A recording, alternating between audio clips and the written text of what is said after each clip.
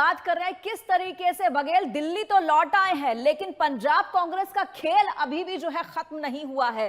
चन्नी गुट ये चाहता है कि सीएम चेहरा चरणजीत सिंह चन्नी को घोषित किया जाए। वहां राजा वड़िंग जो है उनकी अलग कहानी चल रही है, उनके साथ एक अलग गुट है। जिस वक्त चन्नी के साथ बघेल की मीटिंग चल रही थी उसी दौरान सोशल मीडिया पर जो है एक फोटो पोस्ट की गई, और वो जो फोटो पोस्ट की गई वो पोस्ट की गई वड़िंग के फेवर में, और लिखा गया कि राजा एक ही होता है। वो तस्वीर भी हम आपको दिखाएंगे।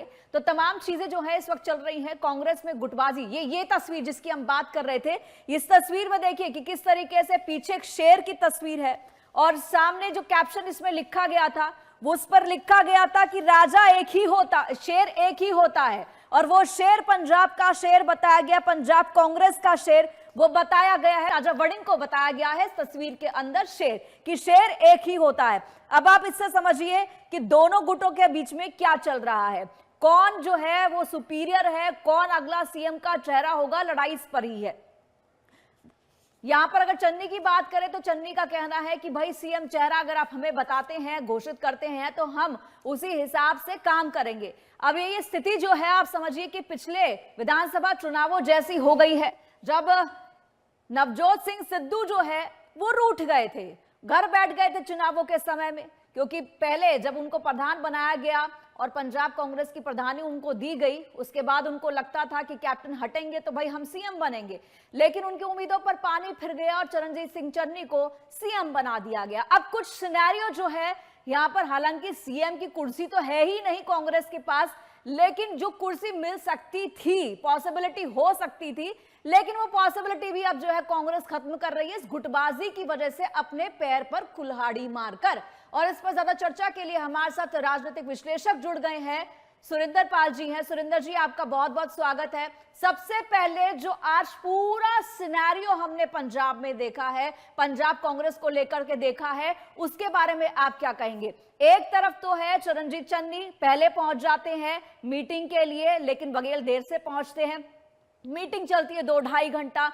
मीनवाइल जो है वड़िंग का बयान सामने आता है, वड़िंग के लोगों का बयान सामने आता है कि शेर तो एक ही होता है। तो ये जो चल रहा है इस वक्त कांग्रेस के अंदर पंजाब में, इसे आप कैसे देखते हैं? देखिए, सबसे बड़ी बात है कि यहाँ पे कांग्रेस में एकजुटता की बात नहीं की जा रही, यहाँ पे बात की जा रही है निजी दुश्मनी। जिस पूर्व विधायक कुलवीर सिंह जीरा ने ये लिखा है कि शेर तो एक ही होता है जंगल, वो कुलवीर सिंह जीरा चन्नी धड़े के खिलाफ पहले से बयान कर, वो राणा गुरजीत के कट्टर विरोधी है। पीछे कुछ राणा गुरजीत के साथ उनकी इस चीज को लेके काफी तलीखी भी हुई थी, बहसबाजी की आपस में चली, लगातार आरोप प्रत्यारोप भी चले, लेकिन इससे कांग्रेस के अंदर बिखराव पैदा हो रहा है, कोई एकजुटता की बात नहीं हो रही। भूपेश बघेल आज चन्नी के यहाँ गए, राणा गुरजीत के यहाँ गए, चन्नी के तमाम समर्थकों के साथ बैठक हुई, लेकिन उस बैठक में मौजूदगी कितने लोगों की थी ये भी हमें ध्यान से देखना होगा। उसमें प्रताप बाजवा गए जो नेता प्रतिपक्ष हैं पंजाब विधानसभा में, उनमें चरणजीत चन्नी खुद थे, राणा गुरजीत थे, और उनके समेत करीब 50 लोग जो है वो वहां पे थे, जिन्होंने उसको पूरा रूप से चन्नी के पक्ष में एकजुटता दिखाई। सबसे पहली बात है। दूसरी बात यह है कि उन नेताओं की तादाद कितनी थी? उन नेताओं की तादाद 50 से ऊपर थी। तो 117 विधानसभा सीटों में से 50 सीटों के जो इंचार्ज मान लीजिए, पूर्व विधायक मान लीजिए, मौजूदा विधायक मान लीजिए, अगर वो चन्नी के समर्थन में खड़े हैं तो हाईकमान को ये देखना होगा कि चरणजीत चन्नी का धड़े को कमजोर नहीं किया जा सकता, उनको खत्म नहीं किया जा सकता, उनके बिना कांग्रेस जीत नहीं सकती। तो लिहाजा भूपेश बघेल ने इसीलिए पंजाब में अपना दौरा बढ़ाया है, दिन बढ़ाए हैं कि वो दोनों जो धड़े हैं उनके बीच में बातचीत करेंगे। और सारा जो आज मेरे को पता चला है कि कुल मिलाकर जो सारी कांग्रेस का जो लेखा जोखा है वो दिल्ली कल पहुंच जाएगा। उसके बाद राहुल गांधी, मल्लिकार्जुन खड़गे का आखिरी फैसला होगा। लेकिन बात यह है कि कांग्रेस की इस जंग में आग में घी डालने का काम बहुत से लोग कर रहे हैं। ये नहीं अकेला ये कुलबीर जीरा ने ऐसा बयान जारी किया है। अमरिंदर राजा वड़िंग ने भी कल अपने भाषा में ये बोला कि ऐरा गैरा नथु खैरा कोई बोल देगा तो क्या कांग्रेस का प्रधान चेंज हो जाएगा। तो उनके इशारा ऐरा गैरा नथु खैरा कौन है कांग्रेस में? क्या वो चन्नी को ऐरा गैरा नथु खैरा बोल रहे हैं? क्या वो राणा गुरजीत को बोल रहे हैं? क्या वो सांसद को बोल रहे हैं? क्या वो प्रताप बाजवा को बोल रहे हैं? क्या वो तमाम उन नेताओं को बोल रहे हैं कि जो विधायक भी जीते हुए हैं, लाठी शेरोवालिया है, बाबा हेनरी है, तमाम ऐसे विधायक हैं जो चन्नी के समर्थन में है। तो इससे कांग्रेस के बीच में रार पैदा हो रही है, खाई पैदा हो रही है। लेकिन जिस ढंग से कांग्रेस इसमें से अभी तक खुलकर बयानबाजी एक दूसरे के खिलाफ नहीं शुरू हुई है, अभी जो ये समझ के चलिए कि बिहाइंड कर्टन पर्दे के पीछे की जंग चल रही है, अभी पर्दे के बाहर की जंग आनी बाकी है। कांग्रेस हाईकमान इसमें कोई फैसला ले लेगी तो बचाव हो जाएगा, वरना जो है आज जो सीधे सीधे जो मेरे को पता चला है भूपेश बघेल को बोला गया तमाम लोगों की तरफ से कि जब एकजुटता इतनी खड़ी है कि हम राजा वड़िंग के अधीन काम नहीं कर सकते, तो आपको ये भी देखना होगा लोगों की भावनाएं हैं कांग्रेस की, कैसे कांग्रेस जीतेगी। उन्होंने हवाला दिया तमाम चीजों का आज नेताओं ने, भाई इतनी देर से 4.5 साल में कांग्रेस ने पंजाब में क्या किया। यहाँ तक बोला सुखजिंदर रंधावा ने कि पंजाब में हम समझौते वाला प्रधान नहीं चाहिए, डटकर खड़े होने वाला प्रधान चाहिए। तो समझौते वाला प्रधान कौन था? वो समझौते वाला प्रधान अमरिंदर राजा वड़िंग था, जिसके ऊपर सीधे आरोप अभी तक लगते भी रहे हैं। और विधानसभा में भी जब वो विधायक थे वहां से गिदड़बाहा से, तो वहां पे भी सीधा सीधा भगवंत मान ने उनके चेहरों की तरफ देख के बोला था कि तुम्हारे समय में जो तुमने बसें राजस्थान से बनवाई है अभी तक फाइल मेरे पास पड़ी और देख लो क्या होगा। उसमें दहाड़े थे भगवंत मान, और उसके बाद से कांग्रेस हमेशा बैठक पे रही है। तो इसी बात को सुखजिंदर रंधावा ने अपनी बातों में कह दिया कि हमें समझौते वाले प्रधान नहीं चाहिए, हमें वो प्रधान चाहिए जो डटकर मुकाबला कर सके, जो इस सरकार में उन मुकाबले में खड़े हो सके। तो ऐसे में मेरे को लगता है कांग्रेस हाईकमान अब दोनों पक्षों की बात सुनकर बीच का रास्ता निकालेगी, और बीच का रास्ता निकलेगा भूपेश बघेल के सामने, क्योंकि पंजाब में जो एक मैंने सर्वेक्षण आज किया है 50 के करीब जो हल्का इंचार्ज या पूरा विधायक या क्षेत्र से जो चुनाव लड़ने वाले हैं वो डटकर चरणजीत चन्नी के साथ खड़े हैं। 25 के करीब 25 से 30 के करीब विधानसभा क्षेत्र खाली पड़े, जहाँ पे टिकट अभी तक लेने के लिए कोई तैयार ही नहीं है। वो कांग्रेसी लीडर ही नहीं है, क्योंकि वो छोड़कर दूसरी पार्टियों में चले गए। मान लीजिए चंबेवाल का इलाका है, मान लीजिए जलंधर वेस्ट का इलाका है, ऐसे कई इलाके हैं जहाँ पे कांग्रेसी अभी तैयार ही नहीं हुआ कि चुनाव किसको लड़े। तो ऐसे में 50 और 80 के करीब तो सीधे सीधे अमरिंदर राजा वड़िंग के खिलाफ खड़े। तो अब कांग्रेस हाईकमान इन 80 जो है इनको तरजीह देती है, या उधर जो बचते हैं 30-40 लोग उनको तरजीह देती है, उसके ऊपर निर्भर करेगा। लेकिन इतना तय हो चुका है कि अमरिंदर राजा वड़िंग की अगुवाई में आधी से ज्यादा कांग्रेस चुनाव लड़ने के लिए तैयार नहीं है। आज भूपेश बघेल को उन्होंने अपने अब जो तेवर है उससे अवगत साफ साफ करवा दिया। जी मेरा सवाल सीधा सा है कि एक तरफ हम बात करते हैं कि 5 दिन तक बघेल जो है वो पंजाब कांग्रेस के तमाम नेताओं से मिलते रहे, चरणजीत सिंह चन्नी का गुट उनसे दूर रहा, आखिरी दिन मिलते भी हैं, और ये कहते हुए बघेल जो है भूपेश बघेल निकले कि ऑल इज वेल, सब बढ़िया है, कोई नाराजगी नहीं है। लेकिन क्या होता है सुरेंद्र जी कि जो बात झूठ होती है आप उसको उतनी बार जोर से बोलते हैं। ये कांग्रेस को बोलना पड़ रहा है, बताना पड़ रहा है कि सब ठीक है, लेकिन ये सब ठीक है जो शांति इस वक्त कांग्रेस के अंदर दिख रही है ये तूफान से पहले की शांति है। क्योंकि चरणजीत सिंह चन्नी ने कहा है कि उन्होंने अपनी बात तो रख दी है, लेकिन आगे हाईकमान क्या फैसला लेते हैं उसके बाद वो अपना रुख जो है वो साफ करेंगे। लेकिन मीनवाइल ये भी साफ है कि चन्नी गुट को जो है दिल्ली से हाईकमान की तरफ से कोई तवज्जो दी नहीं जा रही है, राजा वड़िंग के ऊपर उनका हाथ है। अब आप इसको थोड़ा सा समझाइए कि ये कांग्रेस को अब गुटबाजी जो है वो किस तरफ लेके जाएगी। क्या चन्नी वाकई मान जाएंगे क्या, या फिर हाईकमान जो है अपना फैसला तो बदलने वाले नहीं है कि राजा वड़िंग की जो कुर्सी है वो तो वहीं रहेगी। भूपेश बघेल ने ने साफ कहा है कि जो हाईकमान का फैसला है वो सर्वसम्मति से लिया गया है और उसमें कोई चेंज नहीं होगा।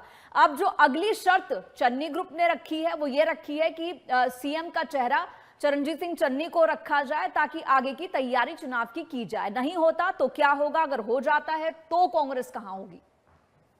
आपकी बात की आखिरी जो अल्फाज थे वो बहुत अच्छे अल्फाज थे कि चरणजीत चन्नी को पंजाब का चेहरा घोषित किया है, लेकिन भूपेश बघेल ने उसके ऊपर भी कह दिया है कि पंजाब में तो कांग्रेस के चीफ मिनिस्टर बनने के बहुत दावेदार हैं, इसलिए हम बिना चेहरा घोषित किए चुनावों में जाएंगे। आज उन्होंने साफ किया, इससे पहले भी साफ किया था कि हम बिना चेहरा बनाए कांग्रेस में जो है चुनाव लड़ेंगे, क्योंकि कांग्रेस में चुनाव चेहरा किसको घोषित करेंगे तो यहाँ समुदायों के बीच में खटास है। यहाँ जाट बिरादरी कभी सहन नहीं करेगी कि उनका हक जो इतने सालों से मुख्यमंत्री की कुर्सी उनके पास रही है वो दलित के पास है। आपको समझना होगा, पंजाब का इतिहास है कि पंजाब में सिर्फ तो सिर्फ जो एक बार ज्ञानी जैल सिंह मुख्यमंत्री बने जो जाट नहीं थे, एक बार चरणजीत सिंह चन्नी मुख्यमंत्री बने जो जाट नहीं थे, अन्यथा जितने मुख्यमंत्री से शुरू से लेके आज भी मौजूद हैं वो जाट समुदाय।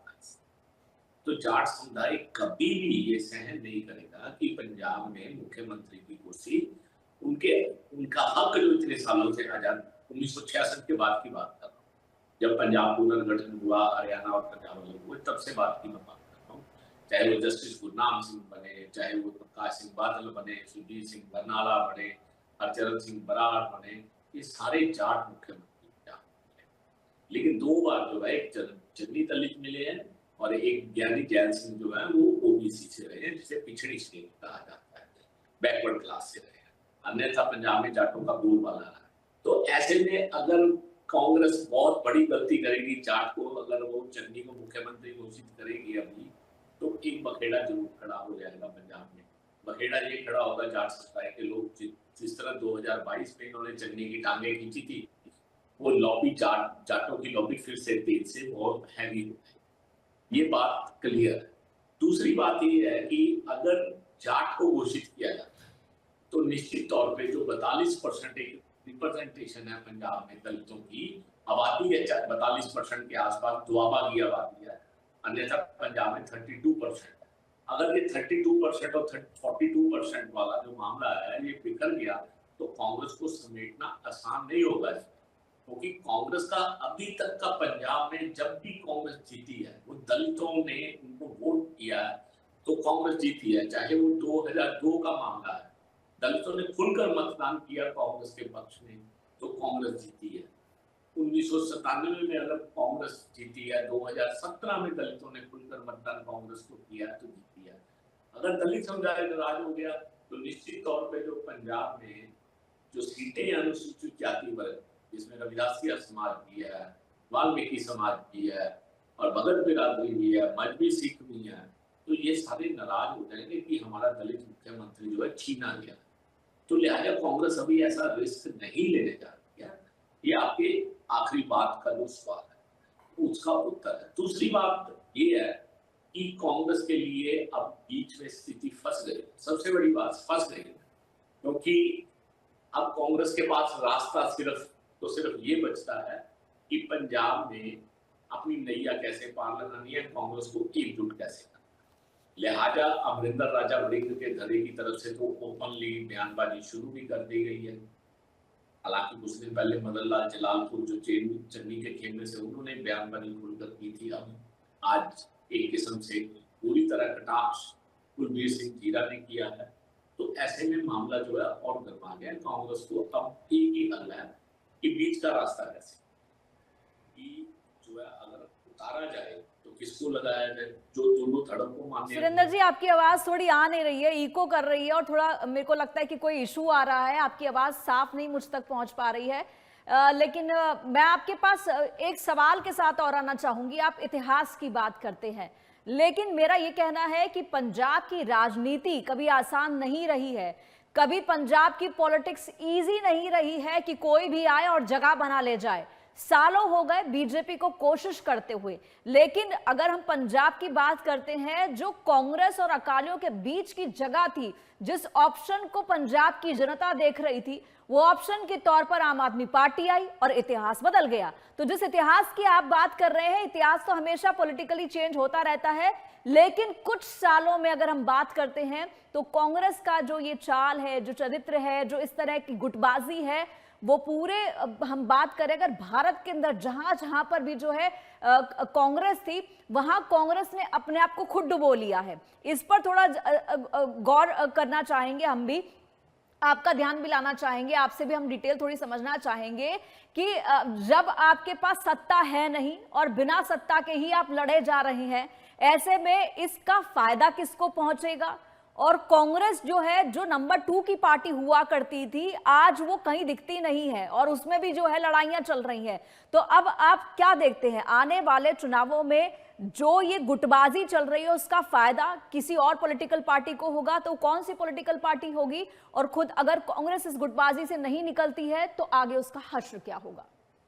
देखिए, सबसे बड़ी बात है कि कांग्रेस का अभी तक का सबसे महत्वपूर्ण वोट बैंक रहा है शहरी क्षेत्र।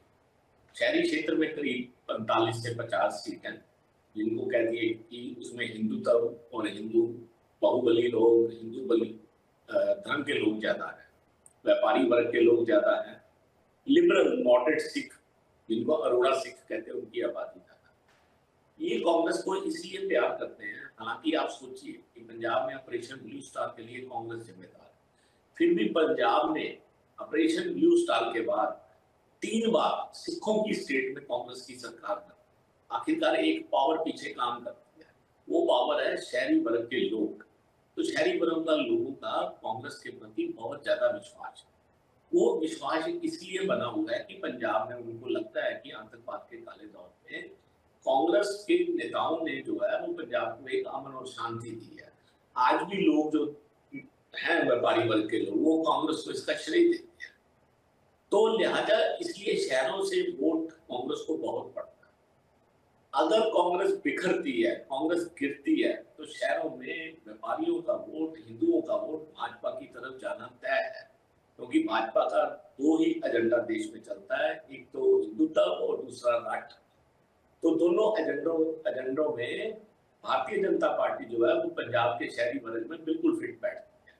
तो ऐसा है कि जब नरेंद्र मोदी जी के चुनाव हुए 2024 के लोकसभा में, तो शहरों में कांग्रेस का नुकसान हुआ। कई शहरी क्षेत्रों में कांग्रेस को वोटें कम पड़ी हैं, भाजपा को वोटें अधिक पड़ी हैं, चाहे वो जलंधर शहरी का इलाका हो, लुधियाना शहरी का इलाका हो या अमृतसर शहरी हो, कोई भी शहरी क्षेत्र से भाजपा को वोट पड़ी है। इसलिए एक बात तय है कि शहरों के लोग भाजपा को पसंद करते हैं, तो निश्चित तौर पर उनको कांग्रेस से जाकर भाजपा की तरफ जाने में कोई दिक्कत नहीं होगी। उनके सामने एक अल्टरनेट ऑप्शन तैयार खड़ा हुआ है जो उनके सांचे में फिट बैठता है। तो निश्चित तौर पे ये बात तय है कि अगर कांग्रेस बिगड़ती है, कांग्रेस का नुकसान होता है, तो उसमें भाजपा को ही फायदा मिले। और उसमें भाजपा पहले से लपकने के लिए खड़ी हुई है ऐसे वोट को कि हम और आगे बढ़े, क्योंकि आम आदमी पार्टी ने भी शहरी वर्ग को पूरी तरह खींचने के लिए शहरों में धार्मिक कार्यक्रम कराने शुरू कर दिए। हंसराज रघुवंशी के सरकारी समारोह, धार्मिक प्रोग्राम भजन गायक के करवाए जाए, अमृतसर में हो गया, जलंधर में हो गया, अब उधर बटाला की तरफ है, गुरदासपुर की तरफ है।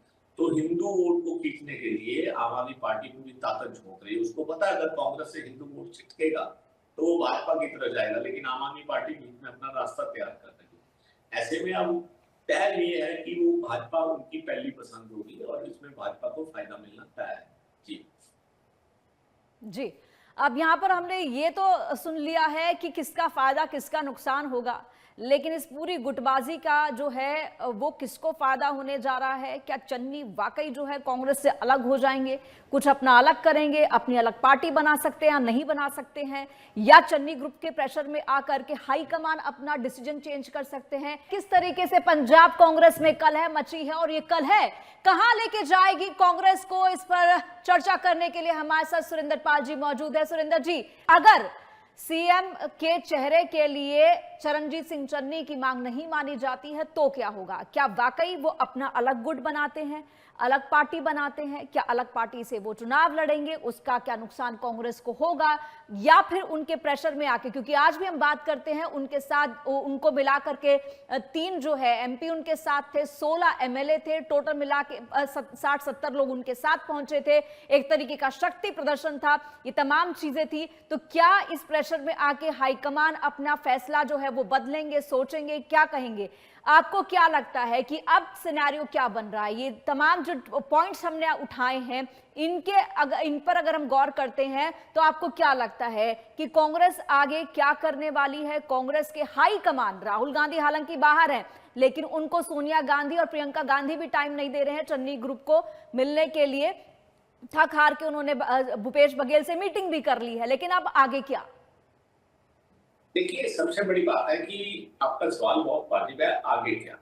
आगे यही होगा कि अब जो है भूपेश बघेल दिल्ली में जाके अपनी रिपोर्ट सौंप देंगे सारी राहुल गांधी के पास, और मेरे को लगता है कि यहाँ का जो जितना आगे बेड़ा खड़ा होगा कांग्रेस का, वो दिल्ली हाईकमान ही उसको करेगा। जो मेरे को कांग्रेस ने बताया उसको टैकल अब दिल्ली हाईकमान करेगा। क्योंकि दो चीजें हैं, एक तो ये है कि भूपेश बघेल पहले ही विवादित है। इसलिए क्यों? क्योंकि हमेशा वो राजा वड़िंग के साथ उनकी निकटता है, वो राजा वड़िंग की पीठ थपथपाते हैं। राजा वड़िंग जब भी कभी दिल्ली में मीटिंग करते हैं तो भूपेश बघेल उन्हीं के साथ गाड़ी में बैठते हैं। राजा ड्राइव करते हैं, भूपेश बघेल साइड में बैठते हैं। तो इससे साफ है कांग्रेस ही असहज महसूस करते हैं बाकी दड़े, चाहे वो सुखविंदर दावा का दड़ा हो, चाहे वो चरणजीत चन्नी का दड़ा हो, चाहे वो प्रताप बाजवा। लिहाजा ऐसे में रास्ता कांग्रेस के पास सिर्फ यही निकलता है कि एक ऐसे नेता को आगे किया जाए जो सभी दलों को मान्य हो। तो उसमें भूपेश बघेल को भी अब बाईपास किया जाए। आपको याद होगा कि भूपेश बघेल ने जब पीछे एक तरफ का बातें की तो ऊपर से 3 सदस्यीय कमेटी बनाई, जिसमें मीनाक्षी नटराजन थे, जिसमें ललित माकन थे और जाटव थे। इन तीनों ने तमाम लोगों से, करीब 50-60 लोगों से बात करी और हाईकमान को एक रिपोर्ट बना। वो हाईकमान की रिपोर्ट जो ऊपर गई है, लेकिन उसके बावजूद जो है भूपेश बघेल अपना राजा वड़िंग को बचाने में कामयाब। आज भूपेश बघेल को ये भी सफाई देनी पड़ी कि मैं एक धड़े के साथ नहीं हूँ, मैं कांग्रेस के साथ हूँ। क्योंकि बघेल जो 2-3 दिन से इनके बयान आए हैं बघेल के, वो कांग्रेस के चन्नी गुट को डैमेज करने वाले थे कि ये गुट्टे गुट्टी का खेल है, जो बन गया तो बदल देंगे। ये चीजें कहीं नहीं जाती हैं कांग्रेस में ये चीजों के लिए कोई स्थान नहीं है। तो मेरे को लगता है कि अब कांग्रेस ऊपर से चन्नी को मनाने के लिए खुद हाईकमान मैदान में आएगा और खुद राहुल बात करेंगे और कोई ना कोई रास्ता इसका खोजा जाएगा। हो सकता है कि जो मेरे को लग रहा है, जो समझने में आ रहा है कि कोई तीसरा व्यक्ति जो है वो पंजाब का प्रधान बनेगा और तय किया जाएगा कि जीत के बाद जिसके समर्थन में सारे से ज्यादा विधायक होंगे उसको मुख्यमंत्री बनाया जाएगा। तो ये बात कांग्रेस करेगी, लेकिन चन्नी इस पे अपना रजामंद होते हैं, कैराना मुजीब रजामंद होते हैं, वो आने वाला वक्त बताएगा। लेकिन ये धड़ा जो है फिलहाल इस बात खड़ा हुआ है कि चन्नी को मुख्यमंत्री घोषित किया जाए।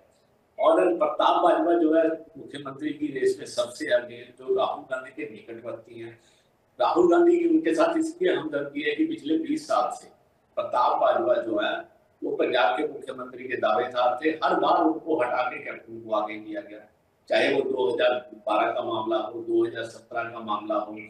जब भी प्रताप बाजवा ने पंजाब की प्रधानगी संभाली, इनको हटा के कैप्टन अमरिंदर सिंह को आखिरी दौर में आगे किया।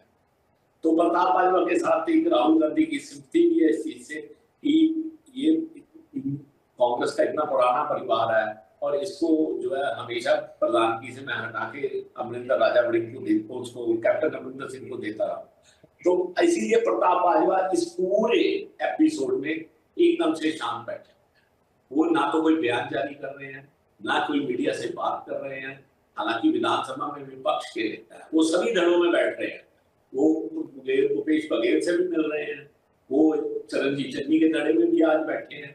तो लिहाजा ऐसे न्यूट्रल लोग भी कांग्रेस के पास बहुत हैं। जी जी, जो मैं आपकी बात समझ पा रही हूँ उससे आप ये कहना चाह रहे हैं कि जब दो बंदरों की लड़ाई होती है तो बिल्ली जो है बाजी मार के ले जाती है, यही कुछ होने वाला है। एक और लीडर है विजेंद्र सिंगला, जिसके बारे में चर्चा पहले चलती रही महीना भर पहले कि विजेंद्र सिंगला को प्रधान लगाया जा रहा है, विजेंद्र सिंगला को। अब सिंगला भी जो है वो चुप बैठे हुए, वो दोनों दलों की तरफ देख रहे हैं। ऐसे में राहुल गांधी, क्योंकि इस समय सबसे बड़ी बात है कि शहरों का वोट बैंक कैसे कांग्रेस को बचाना है। बीजेपी की बहुत जबरदस्त स्ट्राइक शहरों में हो रही है, इसको कैसे झेलना है, तो उनको हिंदू चेहरा भी आगे। तो विजेंद्र सिंगला भी एक ऐसा नाम है जो दोनों राष्ट्रों के बीच में से निकल के आ सकता है। सो कांग्रेस इस तरफ सोचेगी कि अमरिंदर राजावली की रहनुमाई में चुनाव ना कराया जाए, ऐसा बहुत मुश्किल होगी। ये तय है जो हर जगह आके उनके जो व्यक्ति हैं वो ललकारेंगे, जो उनके खुद के लोग हैं। बेसिकली कांग्रेस में मैन टू मैन दुश्मनी ज्यादा है, कांग्रेस की अपनी धड़े की दुश्मनी नहीं है, मैन टू मैन दुश्मनी है। यहाँ पे जो है प्रताप बाजवा और तृप्त बाजवा की आपस में दुश्मनी है, दोनों माझा से हैं, दोनों एक दूसरे को देख नहीं पाते। यहाँ पे राणा गुरजीत सिंह और सुखपाल खैरा की आपसी दुश्मनी बहुत लंबी चली आ रही है, दोनों एक दूसरे के खिलाफ जम के भड़ास निकालते हैं। अब ये कुलबीर जीरा जो है ये भी राणा गुरजीत के खिलाफ हुए हुए हैं। तो ऐसे यहाँ पे कई सुखविंदर सिंह डैनी है, उनको और शमशेर सिंह गुल्लो है, वो चरणजीत चन्नी के निजी दुश्मन बने हुए हैं। तो ऐसे ही एक बहुत बड़ा बखेड़ा कांग्रेस में मैन टू मैन का भी है, इनको एक मंच पे लाना कांग्रेस के राहुल गांधी के लिए आसान नहीं है। ये आएंगे भी नहीं, क्योंकि इन लोगों ने एक दूसरे के ऊपर इतनी लंबी समय से जो है केसों को करवा रखा है, इतना कोर्ट कचहरी तक हो गया, सब कुछ हो गया, तो ऐसे में ये एक दूसरे को देख नहीं पाते हैं। अब सुल्तानपुर लोधी से नवतेज चीमा है, वो राणा गुरजीत के कट्टर विरोधी है। तो ऐसे में बहुत कुछ है, बहुत लंबा चौड़ा कांग्रेस का बखेड़ा है। अब उसके बीच में ये कांग्रेस कौन सा रास्ता तलाशती है, ये दिल्ली की तरफ लगा है। तो दिल्ली के पास रास्ता यही है कि सभी दलों को छोड़ो, कोई और आदमी लाके आके पंजाब का प्रधान बना, तो उसकी रहनुमाई में जो है आगे चुनाव करवा दो। कांग्रेस के पास सिर्फ यही एक विकल्प बचा है, कांग्रेस के पास सिर्फ एक यही रास्ता बचा है, इसके अलावा कांग्रेस के पास कोई रास्ता। जी चलिए, देखना होगा कि हाईकमान जो है वो किस पर भरोसा जताते हैं, क्योंकि जब भी दो की लड़ाई होती है तो फायदा तीसरे को होता है। अब ये तीसरा कौन होगा, ये अपने आप में देखना दिलचस्प होगा पंजाब कांग्रेस की इस राजनीति में। फिलहाल बहुत बहुत शुक्रिया सुरेंद्र जी हमसे जुड़ने के लिए और इस पूरी चर्चा के लिए। तो देखना होगा कि आगे कांग्रेस की गुटबाजी कांग्रेस को कहां तक लेकर जाती है।